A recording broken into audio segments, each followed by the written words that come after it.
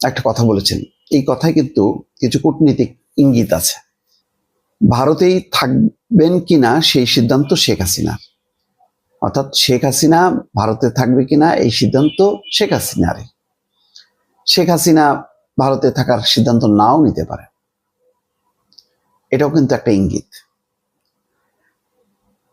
তার মানে হচ্ছে ভারত যে চাপে পড়েছে, ভারত যেহেতু দণ্ডপ্রাপ্ত এখন আসামি শেখ হাসিনা, ভারত যদি শেখ হাসিনাকে জিত করে রাখে তাহলে ক্ষতিটা কার?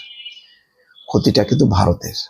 কারণ ভারতের বিভিন্ন অংশে বিচ্ছিন্নতাবাদী নেতা আছে, যেমন অনুপ চেটিয়াকে ফেরত দিয়েছিল বাংলাদেশে একটা চুক্তির আওতায়, আরো অনেক বহু জনকে ফেরত দিয়েছে, সেগুলি তো আর প্রকাশ করা হয়নি। তখন শেখ হাসিনার সাথে ভারতের যে আন্ডারস্ট্যান্ডিং, তাতে তলে তলে অনেক কিছু ঘটনা ঘটছে। যত রকম ওই সিলেট অঞ্চল দিয়ে বিদ্রোহীদের, বিচ্ছিন্নতাবাদীদের যে ঘাঁটিগুলি ছিল, সেই ঘাঁটিগুলি একদম ধ্বংস করা হয়েছিল। খুবই নিরাপত্তার দিক দিয়ে ভারত খুব চমৎকার অবস্থায় ছিল শেখ হাসিনার সরকারের কারণে। তো যেহেতু একটা পূর্বাঞ্চলীয় রাজ্য নিয়ে সবসময় একটা মাথা ব্যথা আছে ভারতের, এখন ভারত যদি শেখ হাসিনাকে রাখে, তার পাল্টা হিসেবে যদি ভারতের এই বিচ্ছিন্নতাবাদী অপরাধীদেরকে যদি আশ্রয় দেয়, তখন ভারত কোন মুখে চাইবে? পারবে চাইতে? পারবে না। সেই কারণে এখন শেখ হাসিনা বলতে গেলে ভারতের জন্য একটা নিরাপত্তার ঝুঁকি হয়ে দাঁড়িয়েছে। সেটা আস্তে আস্তে ভারত টের পেয়েছে।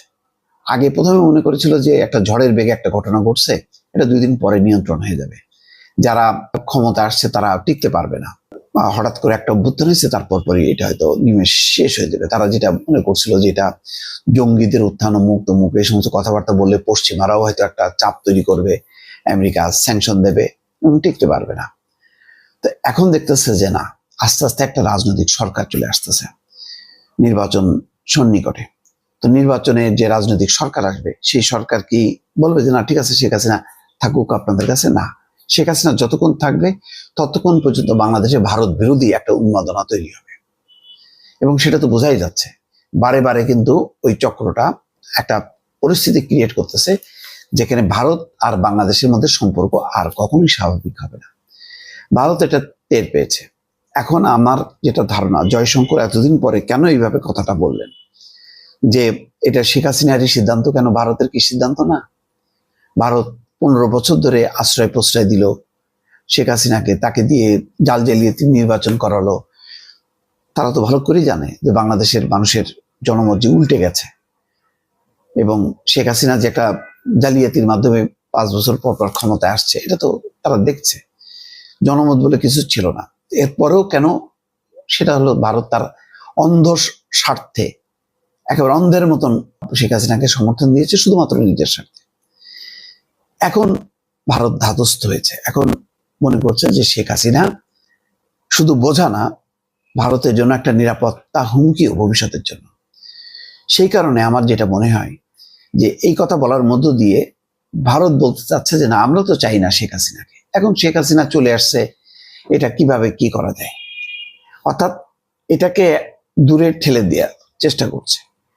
এমনও অবাক হবেন না শেখ হাসিনা যদি তৃতীয় কোনো দেশে চলে যায়, হয়তো তলে তলে বা গোপনে গোপনে ভারত সেই অ্যারেঞ্জমেন্টটা করছে, এমন একটা দেশে নিয়ে শেখ হাসিনাকে ফেলাবে, যাতে কি বলে ওই যে সাপও না মারে লাঠিও না ভাঙে, একটা কথা আছে না, সাপও মারে বা লাঠিও না ভাঙে, ঠিক ওই রকম একটা অবস্থা। অর্থাৎ শেখ হাসিনা থেকে ভারত মুক্তি চায়। এখন মুক্তি পেয়ে তারা ভারত বাংলাদেশের সাথে একটা অ্যারেঞ্জমেন্ট করতে চায়, কারণ ভারত দেখছে যে ভারত যত দূরে যাবে, পাকিস্তান চীন সাই সাই করে ঢুকে যাবে, এবং অলরেডি একটা প্রভাব বলয় তারা তৈরি করবে। এখন এই বলয়টা যদি লম্বা সময় থাকে, তাহলে কিন্তু ভারতের জন্য একেবারে সবসময় আর একটা নতুন আতঙ্ক বাংলাদেশ প্রান্ত। সুতরাং ভারত এটা চাইবে না। ভারত এখন শেখ হাসিনাকে বোঝা মনে করছে, চাপ মনে করছে, নিরাপত্তার জন্য হুমকি মনে করছে, এবং এটাকে সরানোর জন্য কৌশল একটা কথা বলেছেন জয়শঙ্কর, যে ভারতেই থাকবেন কিনা এটা তার সিদ্ধান্ত। অর্থাৎ পরে যখন নাকি শেখ হাসিনা অন্য দেশে চলবে, বলবে আমরা তো আগেই বলেছিলাম যে শেখ হাসিনা ভারতে ইচ্ছা করলে থাকতে পারেন, নাও থাকতে পারেন, এখন তার ইচ্ছা হয়েছে সে অন্য একটা দেশে চলে গেছে। আমার ধারণা ওই দিকেই যাচ্ছে। কারণ যখন নাকি মানে দণ্ড হয়ে গেছে এবং আরো কয়েকটা দণ্ড সামনে, 2টা দণ্ড তো হয়েছে, আরো দণ্ড সামনে। এই অবস্থায় ভারত আর রিস্ক নেবে না। নরেন্দ্র মোদী বুঝতে পারছে যে না, এইভাবে গো ধরে বসে থাকলে ভারতের ক্ষতি।